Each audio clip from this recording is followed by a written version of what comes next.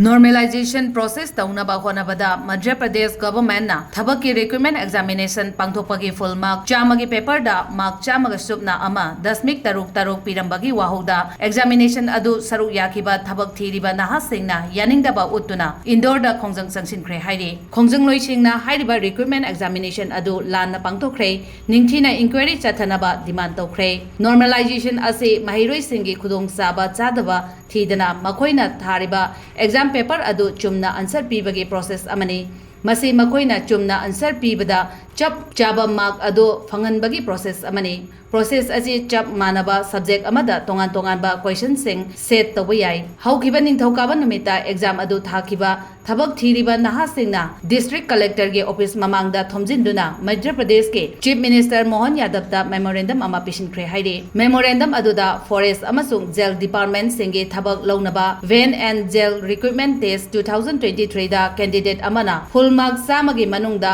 mark chamaga shubna ama dasmik taruk piduna examination asigi selection list da top oiramba thengnakhibani Bhopal headquarter Madhya Pradesh employee selection board na conduct tawkhiba examination asigi result December 18 da haidoraki hairiba thong ase Madhya Pradesh da ahan ba thokpa thodokni haina khongjang changsiliba singi leader Gopal Prajapat na media singda phongdokhi